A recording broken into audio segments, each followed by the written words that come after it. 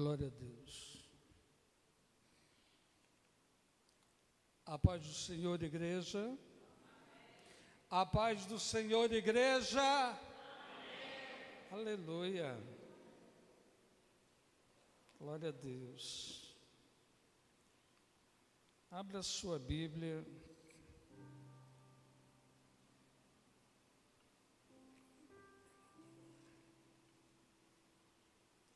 Josué 7.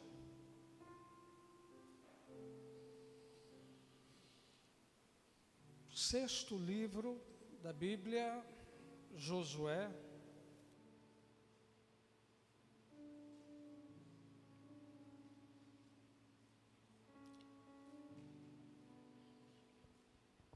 Capítulo 7. Glória a Deus. Eu me sinto honrado de estar mais uma vez aqui.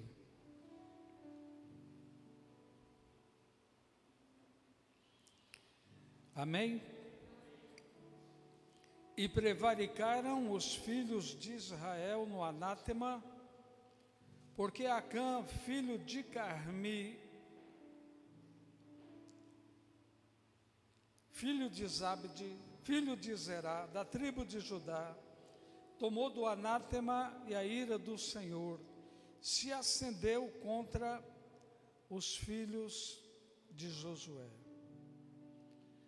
É um texto longo, são 26 versículos. Eu não vou ler tudo, por causa do tempo. Na sua casa você lê todo o texto, para ter uma compreensão melhor. No verso 10 diz assim: Então disse o Senhor a Josué: Levanta-te, porque estás prostrado assim sobre o teu rosto. Israel pecou e até transgrediram o meu concerto, que lhes tinha ordenado, e até tomaram do anátema, e também furtaram, e também mentiram, e até debaixo da sua bagagem o puseram. Verso 20. E respondeu Acã a Josué e disse: Verdadeiramente pequei contra o Senhor Deus de Israel, e fiz assim e assim. Quando vi entre os despojos uma boa capa babilônica e 200 siclos de prata e uma cunha de ouro do peso de 50 siclos, cobicei-os e tomei-os, e esses estão escondidos na terra, no meio da minha tenda, e a prata debaixo dela. E aí na sequência fala que apedrejaram Acã, a esposa, os filhos, tudo que ele tinha, fizeram um montão de pedra em cima para enterrar a história de Acã.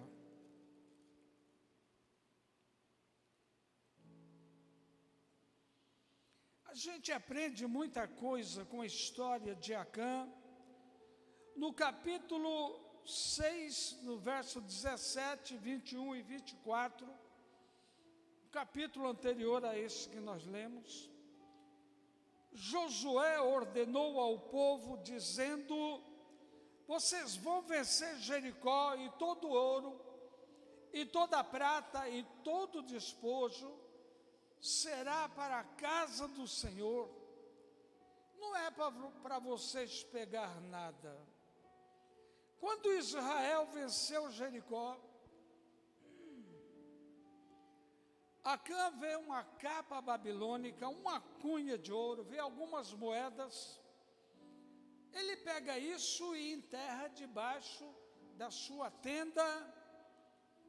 Israel sai para uma segunda guerra, e em relação a Jericó, que tinham vencido de uma maneira gloriosa, esse inimigo agora era ínfimo, e Israel perde a guerra para esse minúsculo adversário. Josué dobra os joelhos e vai orar a Deus. E Deus diz: tem maldição no meio de vocês, tem pecado no meio de vocês, tem gente que fez o que eu disse que não era para fazer. Deus mostra para Josué o modo para revelar o culpado. O certo é que eles descobrem que foi Acã quem fez. Aí Deus manda tomar Acã, sua mulher, seus filhos e filhas, e tudo que ele tem, tudo aquilo que é de Acã, Deus manda apedrejar e queimar, varrer a existência de Acã do mapa, varrer a existência de sua família do meio dos hebreus. Por que a mulher e os filhos também? O furto foi enterrado debaixo da tenda, todo mundo sabia, a família foi conivente. O pecado de Acã traz grande sofrimento, não só para ele, mas para toda a sua casa. Com essa história dolorosa, a gente aprende grandes verdades. Uma valiosa lição aprendida aqui é: cuidado com os seus desejos, cuidado com suas vontades. O grande erro de Acã foi não ter tido cuidado com seus desejos, com as suas vontades. As coisas que ele tomou e escondeu, se ele usasse, denunciaria o seu caráter. O ato dele foi uma bobagem. Ele viu uma capa babilônica que nunca poderia usar. Viu umas moedas e uma barra de ouro que ele não podia mostrar para ninguém e teve desejo de tomar aquilo para si. Cuidado com suas vontades, cuidado com seus desejos. A vontade, a nossa vontade, é algo tão complicado que em Lucas 12:42, Jesus ora ao Pai e diz: não se faça a minha vontade, mas a tua. Tiago 1,14 diz que cada um é engodado, cada um é enredado, cada um é atraído por sua própria vontade, por seu próprio desejo. Toda tentação está ligada ao que causa desejo, ao que desperta vontade. Se não te causa desejo, se não desperta a sua vontade, não é tentação. É por isso que Satanás, ele personaliza as tentações. Ele não tenta todo mundo do mesmo molde. O diabo, ele tem um ateliê, ele tem uma oficina que ele personaliza as tentações, porque aquilo que é tentação para você pode não ser tentação para mim. O que é tentação para mim pode não ser tentação para você. Acã viu aquelas coisas e seu coração ardeu de cobiça por aquilo. Ele se inflamou de desejo de ter aquilo. O grande erro de Acã foi não ter tido cuidado em dominar o seu desejo. Em Gênesis 4:7, Deus diz para Caim: o seu desejo quer te dominar, compete a você vencê-lo. Em 2 Timóteo 2:22, Paulo escreve a Timóteo dizendo: foge das paixões malignas, foge das vontades pecaminosas. Paulo está dizendo, não trata seus desejos como se fossem coisas fáceis de vencer. Foge disso. A Bíblia manda você fugir daquilo que é maior que você. Foge dos seus desejos. Foge das suas vontades. Aprenda duas verdades aqui. Satanás ataca você na área da sua fragilidade, da sua maior carência. É nessa área que o diabo vai te colocar desejo. E depois vai te arrebentar através desse desejo, dessa vontade, com arrependimento, com culpa, com remorso. Jesus ficou 40 dias de jejum. Em Mateus 4:2 diz que ao final desse tempo ele teve fome. Ele estava com muita fome. Foi quando o diabo chega para tentar ele. A primeira coisa que o diabo diz é: se tu és o Filho de Deus, manda que essas pedras se tornem pães. Por que essa foi a primeira tentação? Por que o diabo não levou Jesus primeiro para o pináculo do templo e disse, se joga lá embaixo? Por que o diabo não levou Jesus primeiro ao alto monte e mostrou os reinos de Deus, os reinos do mundo, e a glória desses reinos, e disse, se prostra diante de mim, me adore, e tudo isso aí será seu? Por que o diabo tentou Jesus primeiro dizendo, torna a pedra em pão? Porque a carência de Jesus naquela hora era a comida. A maior fragilidade de Jesus naquela hora era a fome. E o diabo sabia disso. E o diabo tentou Jesus na sua maior carência, na sua maior fragilidade. A carência faz você ver bênção de Deus numa armadilha do diabo. A carência faz você pensar que a armadilha é bênção de Deus. Ele faz isso para te destruir depois. A segunda verdade, para te deixar alerta: Satanás sempre vai propor atalhos para você satisfazer a sua vontade. O diabo sempre vai chegar para você com atalhos para induzir você, para levar você a satisfazer os seus desejos. Aprenda isso. Deus usa processo. Deus usa um processo. O diabo usa atalhos. Deus age através de processos. O diabo age através de atalhos. O diabo chegou para Jesus e disse, olha, você não precisa morrer para ser rei. Você está indo morrer para ser rei do mundo todo, das nações todas. Eu te proponho um atalho. Você não precisa ir para a cruz. Ajoelha, me adora. Só um pequeno gesto de adoração e vapt-vupt, você vai ser rei de todos os reinos do mundo.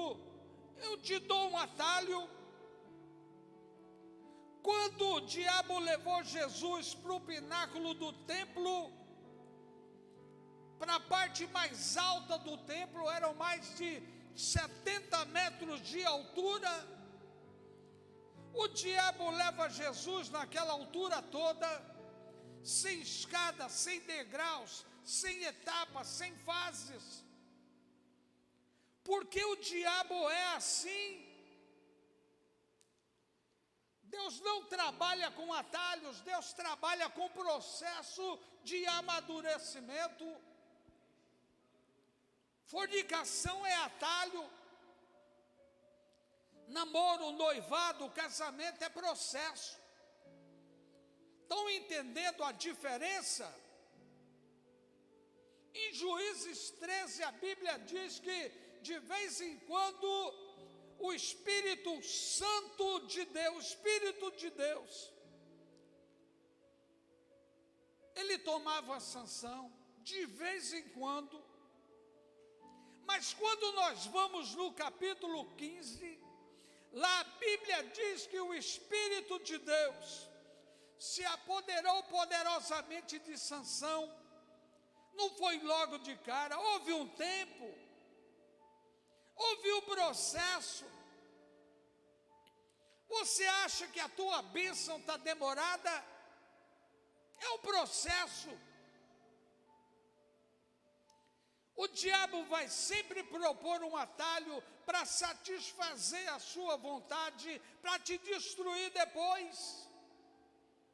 O diabo quer te atrair para essa vontade, para depois te quebrar, debaixo de zombaria, debaixo de sofrimento. Em Colossenses 3,5, o apóstolo Paulo diz: mortificai os vossos membros que estão sobre a terra.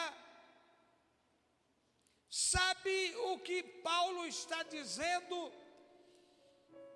Ele está dizendo: faz morrer, mortifica seus desejos, domina a tua vontade, refreia hoje vigorosamente o que pode te matar amanhã. Não brinca com isso. O diabo tem atalhos, Deus tem promessas.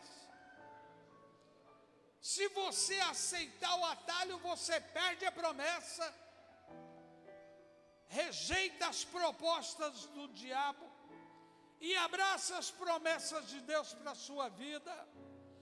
Aí sim vai vir vitória para você celebrar, para você fazer daquilo um memorial de glória para a tua vida, para virar um momento de adoração e engrandecimento a Deus. Acã passou por todo o sofrimento do deserto. Quando ele estava entrando no descanso, na terra que mana leite e mel, ele aceitou a proposta do diabo. Acã era rico, Acã tinha filhos e filhas, Acã tinha bois, jumentos, ovelhas, ele tinha uma tenda. Ele não pegou as coisas por pobreza, ele pegou por pura ganância. Tudo o que ele tinha foi sepultado. Inclusive ele foi sepultado com aquela cunha de ouro, com aquelas moedas, com a capa babilônica. Terceira verdade que aprendemos aqui: a bênção de Deus na sua vida, a vitória de Deus na sua vida, exige renúncia e esforço. Você acha que foi só Acã que teve a oportunidade de pegar aqueles objetos que estavam ali e ele não pegou? Outros soldados tiveram a chance, mas renunciaram. Eles lutaram contra si mesmos, eles lutaram contra a situação. Olha, escuta isso. Se você quer vitória em sua vida, se você quer bênção em sua vida, você tem que lutar contra si mesmo, você tem que lutar contra as circunstâncias. Quando lemos Lucas 9:23, Jesus disse: se alguém quer vir após mim, negue-se a si mesmo. Em 1 Coríntios 9:27, Paulo escreveu: por essa causa esmurro o meu corpo, eu me reduzo à escravidão, para que pregando aos outros, eu mesmo não venha a ser reprovado. Para você ter bênção, para você ter vitória, você tem que lutar, você tem que renunciar. Olha uma coisa dolorosa para a gente engolir. Deus nunca vai te dar nada de bandeja. Deus nunca vai te dar nada de mão beijada. Deus não vai amarrar uma bênção num paraquedas e fazer a bênção cair no teu colo. Deus nunca vai te dar uma bênção barata. Se foi barato, não foi de Deus. Por que Deus nunca vai fazer isso? Porque Ele conhece a psique humana, Ele conhece a alma humana. Deus sabe que tudo aquilo que você conquista sem esforço, de maneira fácil, você não cria escala de valores. Tudo aquilo que chega para você sem custar nada, você não valoriza. Tudo aquilo que chega para você, sem você se esforçar para receber, você não valoriza. E Deus não perde tempo. Só existe uma cláusula de exceção, é a salvação, é só a salvação. E assim mesmo, a salvação é de graça para você e para mim, porque Jesus pagou o preço. Tudo na vida tem preço.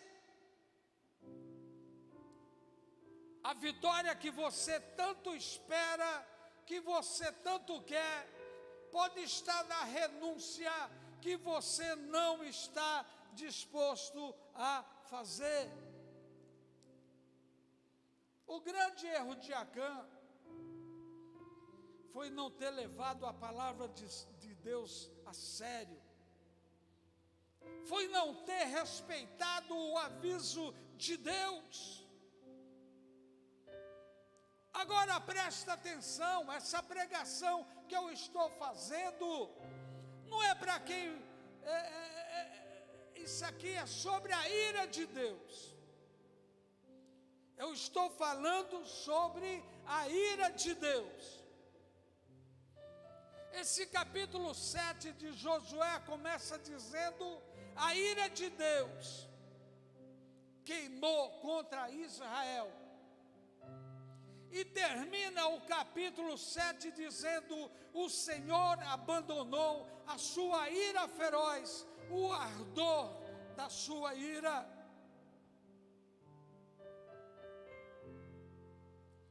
Essa não é uma mensagem para incrédulos. Não é para quem nunca vai a uma igreja. Isso aqui é um sermão para crentes.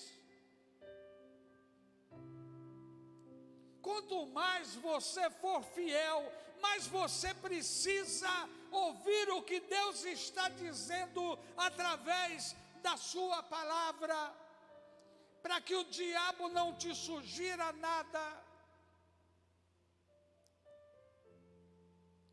O meu pecado, o seu pecado, sempre machuca outras pessoas.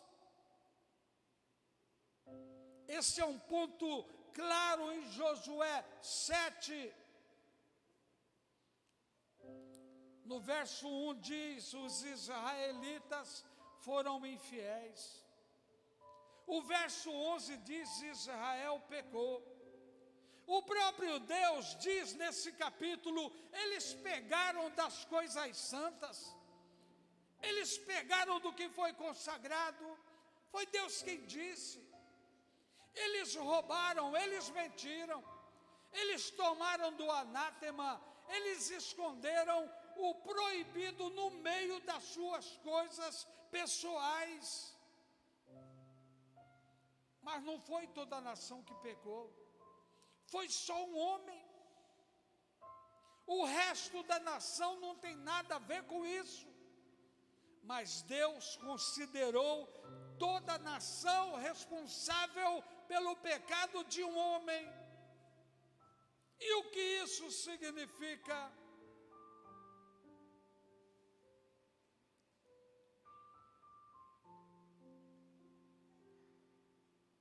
É isso que significa fazer parte da família de Deus. Quando uma pessoa peca, todo mundo sofre as consequências. Não tem pecado privado, não tem pecado particular dentro da igreja. Acã pecou por isso.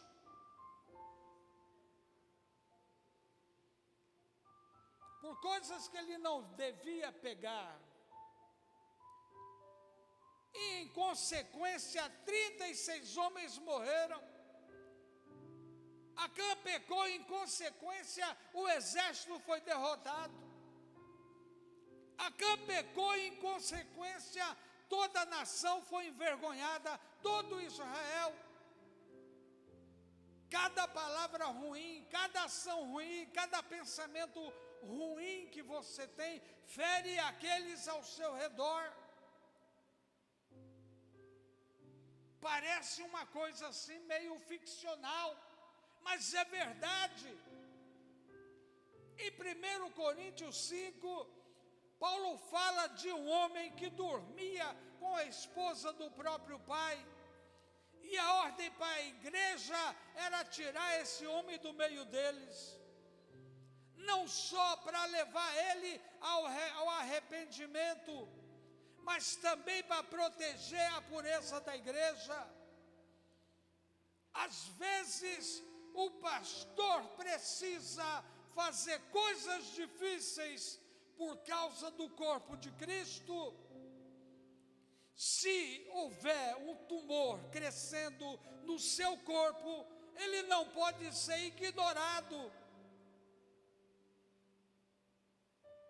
Senão ele vai se alastrar e destruir todo o corpo. É por isso que Paulo afirmou que um pouco de fermento leveda toda a massa. O pecado contamina, ele se espalha como lepra. Se não for tratado na igreja, ele provoca destruição. Às vezes ficamos muito confusos em ver como que um vírus tem matado tanta gente. A igreja no geral tem agido como Acã, tem escondido dentro da tenda coisas que são amaldiçoadas aos olhos de Deus. Adultério, fornicação, cobiça, uma quantidade assustadora de divórcio, uma imensidão de falta de perdão, um volume espantoso de injustiça. 1 Pedro 4,17 sentencia, porque já é tempo de que comece o julgamento pela casa de Deus. O julgamento de Deus começa na igreja. Deus é um Deus justo. Então morreram porque estavam em pecado, esse tanto de gente aí do Covid. Então Deus está fazendo a limpeza. Não, não foi isso que eu disse. A gente precisa orar por toda a liderança. Do púlpito vem bênção, mas pode vir maldição. Eu glorifico a Deus, eu venho aqui a essa igreja com meu coração descansado, porque eu conheço o caráter do pastor Helder. Mas tem igrejas que antes a bênção vinha do púlpito e jorrava para a igreja. Hoje é maldição. Em 2 Samuel 24:1, diz que a ira do Senhor tornou-se a acender contra Israel. Lá em 2 Samuel, capítulo 24:1. Deus incitou Davi contra Israel. Em 1 Crônicas 21:1, falando do mesmo evento, diz que Satanás se levantou contra Israel e incitou Davi a numerar Israel. Não havia nada de errado em fazer isso. Era o IBGE da época, era o censo. Mas tinha que fazer de acordo com as regras estabelecidas por Deus. A gente tem que respeitar as regras de Deus. Lá em Êxodo 30:11, diz que era cobrado meio ciclo para pagar as contas do santuário. Deus estabeleceu regras. Eu tenho um amigo pastor, empresário, tudo que ele coloca a mão vira ouro. Mas ele trata a oferta na casa do Senhor. Aquilo que foi estabelecido por Deus, ele despreza. Ele já fechou umas 6 firmas, que eu sei. Já foi roubado uns 4 carros dele, porque não acata as regras de Deus. E aqui Davi faz uma coisa, e tudo indica que o coração de Davi estava cheio de orgulho pelo exército poderoso que ele tinha formado. Foi o melhor exército que Israel teve até hoje. Foi o exército de Davi. E foi um pecado espiritual esse de Davi. 70.000 homens morreram, 70.000 pessoas morreram, incluindo muitos inocentes. A majestade santa de Deus tem sido afrontada ultimamente. Pastores famosos caem. O que a palavra de Deus diz é desprezado. O pecado é abafado. O pecado é escondido dentro da tenda. Mas nada escapa dos olhos de Deus. Quando foi para invadir a outra cidadezinha lá, chamada Ai, Josué não consultou Deus, senão Deus tinha revelado o problema de Acã. Eles não levaram a Arca da Aliança, que simbolizava a presença de Deus. Eles não buscaram a ajuda de Deus. Eles acharam que porque tiveram uma grande vitória contra Jericó, as coisas iam ser muito fáceis. Acharam que não iam precisar de Deus. É onde nós fracassamos. No verso 7, até quando Josué vai orar? É murmurando, igualzinho aquele povo que morreu no deserto. Pode ler lá no verso 7, uma murmuração. O Senhor trouxe nós aqui para quê? Estamos vivendo um tempo muito difícil. Estamos enfrentando circunstâncias que a gente pensou que nunca ia enfrentar. Mas a nossa confiança não está no homem. A nossa confiança está no Deus que fez o céu, a terra, o mar e tudo que neles há. Quando os discípulos estavam no meio do mar, sofrendo com ondas agitadas, Jesus veio andando sobre as águas Ele veio andando sobre as águas para ensinar algo forte para a gente. Que aquilo que nos aflige, que aquilo que nos angustia, que aquilo que nos atormenta, preste atenção nisso. O que estava angustiando os discípulos era um mar bravio, era um mar tormentoso, era onda feroz, era onda revoltosa, e Jesus veio andando sobre esse mar. Jesus veio andando sobre essas águas para ensinar para a gente que aquilo que aflige o nosso coração, que aquilo que atormenta o nosso coração, está literalmente debaixo dos pés de Jesus, debaixo da autoridade de Jesus. É difícil, mas a única maneira de Deus mostrar que está no controle é colocar a gente numa situação que a gente não pode controlar. Mas toda vez que chegamos ao limite, Deus chega com um milagre em nossas vidas. Eu não sei o que está acontecendo com você. Eu não sei o que você está enfrentando. Mas eu quero te dizer, não faça como Acã, confia no cuidado de Deus. Porque Deus tem solução para todos os problemas de nossa vida. Não interessa o problema, não importa o problema.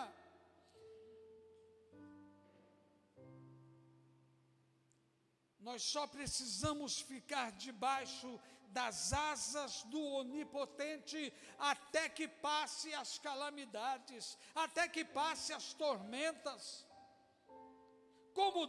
Como Pai, Deus quer a sua proximidade. É isso. Deus quer que você se achegue a Ele. Deus quer que você dependa dEle. Deus quer que você ame a palavra dEle. Que você acate o que está na Bíblia, o que é pregado. Deus não quer que você tenha segredos com o inimigo. Se você tem algo oculto no seu coração, que se você expor, vai denunciar o seu caráter, é para Deus que você tem que falar. Confesse ao Senhor aquilo que você carrega dentro do teu coração. Confia nele.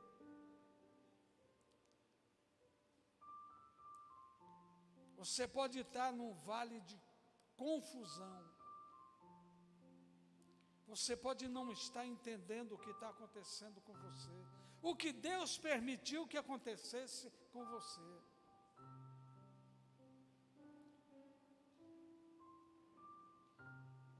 Quando nós lemos em Oséias, capítulo 2, verso 15,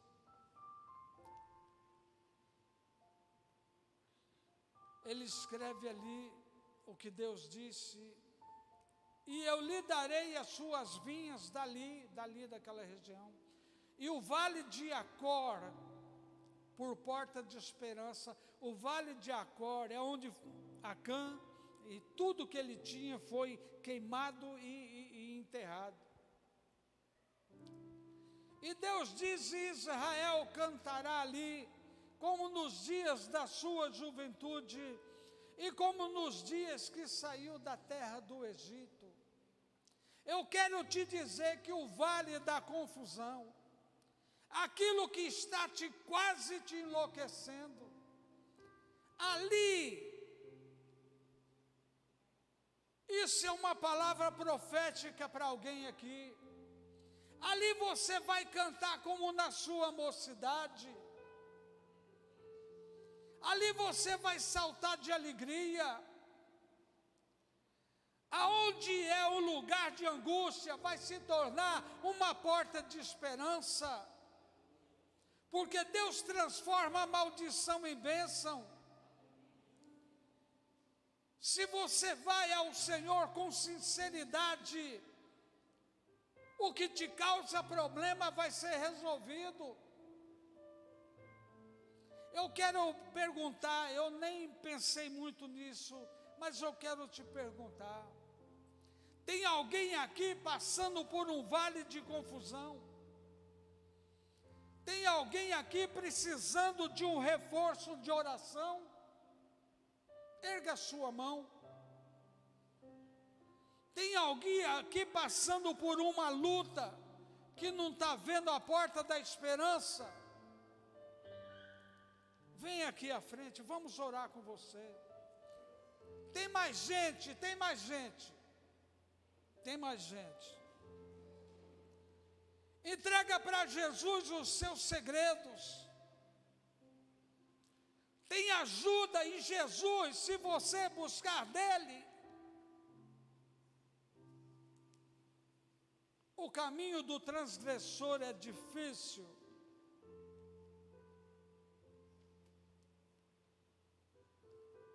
O caminho, o método que Deus ensinou a Josué para descobrir o culpado foi angustiante. O Senhor mandou Josué trazer a nação diante dele por meio das tribos.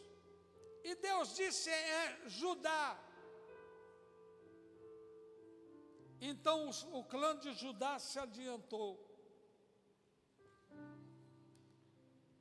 E Deus disse, é do clã dos Zeraitas. Então o clã dos Zeraitas avançaram. E Deus disse, é da família de Zinri. E a família de Zinri veio à frente.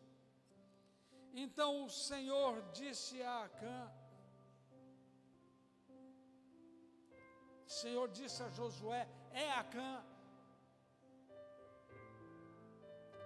Hoje você vem a Jesus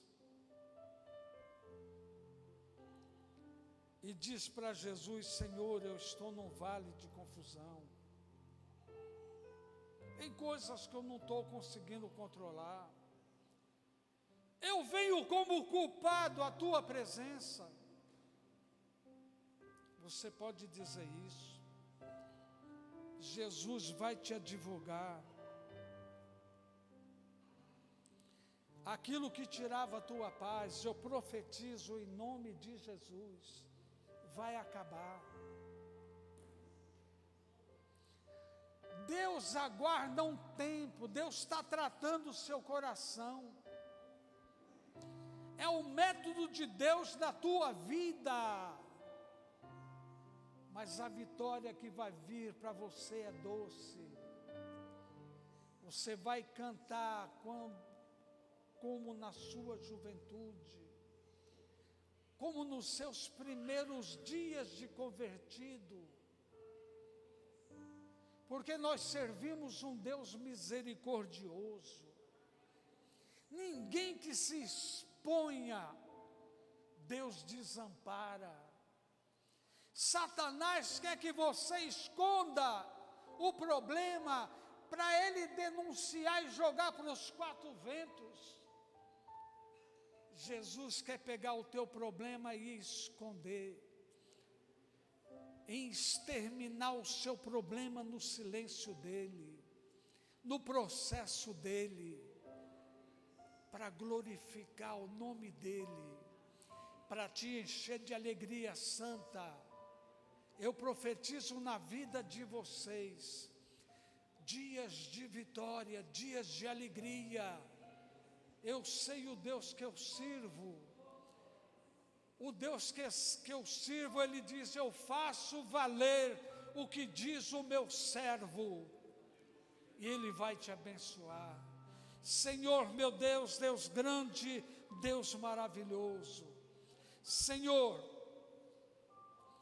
essas 10 pessoas que aqui estão diante do Senhor, elas vieram aqui para ter uma solução da tua parte. E nós clamamos encarecidamente aos céus. Inclina o teu ouvido e ouve. Toma a causa de cada um e resolve. Toma a causa de cada um e cala Satanás.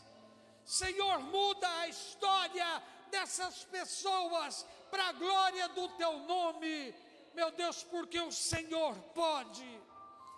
Se cada uma dessas pessoas soubesse que o Senhor tivesse um problema, e essas pessoas pudessem resolver o teu problema, Senhor, com a facilidade que o Senhor pode resolver o problema delas, o Senhor resolveria.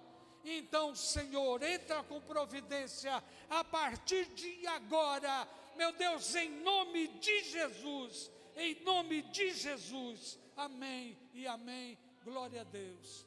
Que Deus abençoe vocês, que Deus tome vocês pela direita, que Deus conduza vocês por um caminho de vitória, em nome de Jesus, amém e amém, glória a Deus.